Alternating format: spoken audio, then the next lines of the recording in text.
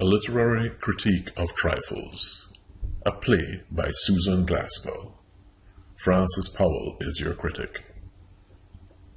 What follows is a discussion on the gender roles in the play, the reason why women can figure out the crime while men are stumped.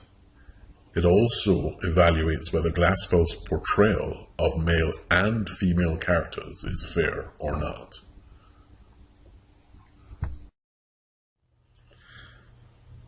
Joint protagonists Mrs. Hale and Mrs. Peters accompany the local lawman as they attempt to establish a possible motive behind the murder of a husband by his wife. Despite a lack of official status and their relative confinement to the kitchen at the crime scene, the women are able to assemble convincing clues as to a possible motive. However, due to their treatment received at the hands of the men, they determined to withhold that critical evidence to the case and actively conceal it. Their treatment, their confinement, and their lack of status all are a product of contemporary gender roles and go a long way in establishing their reluctance to assist. But it also provides them a basis for finding the clues that were totally obscured to the men. The play is set in the utter vastness of the rural Midwest in the early 20th century. In addition to its remote location, it is cold, dreary, and generally inhospitable, occurring in the confines of an old farmhouse. Mr. Wright wanted it this way and possessed the power to keep it this way. The level of his control and his ultimate desire is very apparent when Mr. Hale divulges that, "I spoke to Wright about the phone once before, and he put me off, saying, 'Folks talk too much anyway.'" Based on Mrs. Hale's representation of the young, outgoing Mrs. Wright, she would not have felt this way and would have appreciated having a phone. But that was not even a second thought for the controlling and manipulative Mr. Wright, whose intention, it seems, was to have her isolated. And as the male and head of the household and a product of the era, he was able to control her isolation entirely. Indeed, in the very choice of her title Trifles, Glaspell points to an inherent bias that runs throughout the length of the play. This bias can be characterized by the trivialization of whatever the women say and their practices. The actual definition of trifles is a thing of little or no value. As evidence of this, critic Alcalay Gut points to the passage, "Oh well," says Mr. Hales, with good-natured superiority, "women are used to worrying over trifles." This patronizing tone shows itself consistently in the jokes that are always at the expense of the women's intellect. The women are condescended to throughout, which speaks to the prevailing bias in gender relations. Gender roles are central issues addressed by Glaspell in the play. She effectively uses her characters to provide a measure of insight into the gender issues that prevailed in the early 20th century American heartland. When the sheriff declares a sheriff's wife is married to the law, it has huge implications as it sheds light on contemporary gender relations, typical stereotyping, and where the vested power lay within society, and even within the law, and especially within the law. If the woman is married to the law, it implied that the law is male, and thus women are subject to patriarchal control, even at the highest level and the critical legal level. The realization of this implied male bias within the law, coming as it did after a series of slights at the women's expense, will certainly have provided a basis for Mrs. Peters' rationalization of her decision to close ranks with Mrs. Hale against male domination. From the outset, There is no doubt that the men are in charge of the entire sleuthing mission, and the women are placed in their area, the kitchen, more to get them out of the way than in any expectation that they'll be offering material help. This segregation, or polarization, serves to accentuate the relative status of male versus female in the early 20th century. The critic Alcalay Gut points out that the women are in the kitchen and the kitchen work is trivial, while the men study the layout of the house and the barn, gathering what they consider to be significant information.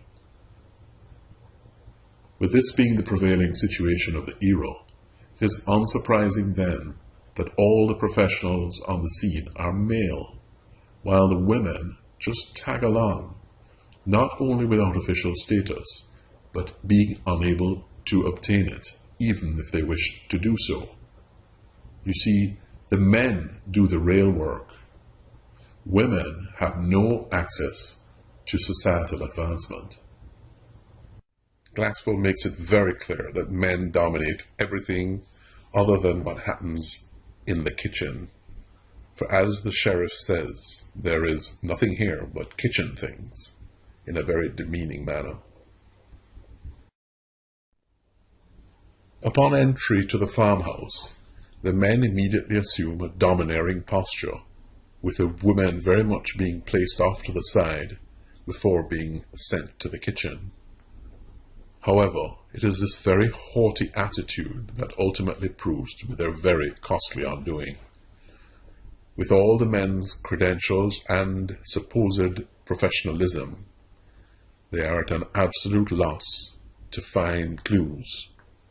They are inclined to work by the book, following a formal process, but entirely unwilling to consider the case from an emotional standpoint, even for a moment.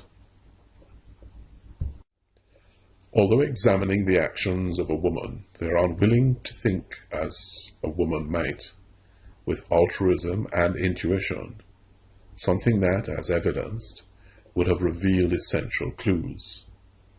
As the critic Holstein indicated, the county attorney, Mr. Peters and Mr. Hale, never attempt to identify with John Wright as an individual. They view him as they do his wife, an abstraction. This perceived and, dare I say, prevailing male feeling of superiority precluded their ability to effectively do their job, and their egos proved a liability. The play was written in 1919, while laws were still very much stacked against the rights of women. In many states, women had only recently been granted the ability to transact business on their own, to sign contracts, to own property outright, and they were still not able to vote universally and therefore sit on juries. The right to vote movement was at its highest point after 6 years of battling heavy male, political, and church opposition. The bastions of conservatism had put on a prolonged battle to deny women the right to vote. Only in 1920 was the 19th Amendment ratified that gave female citizens throughout the states the right to vote. With this came the right to sit on juries. Perhaps one can better understand Mrs. Hale and Mrs. Peters' reluctance to assist in light of these facts. So is Glaspell's portrayal of gender correct? Is it fair or not? Glaspell represents men as insensitive, domineering, egotistical, and ultimately incompetent.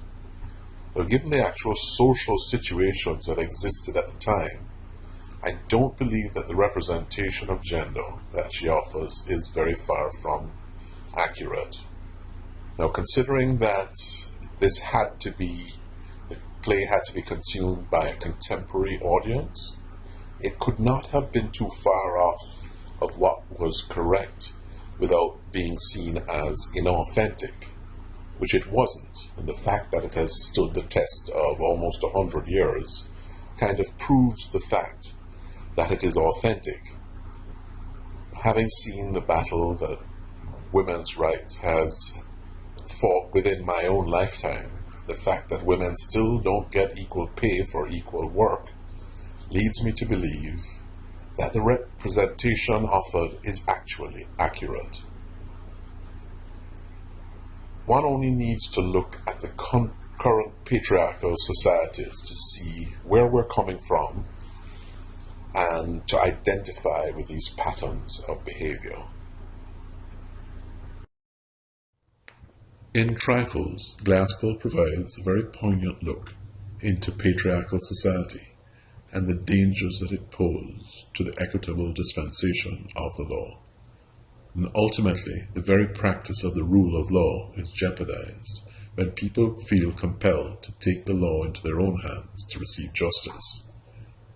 It is indeed a play for the ages and worthy advice from a time that is best left behind us.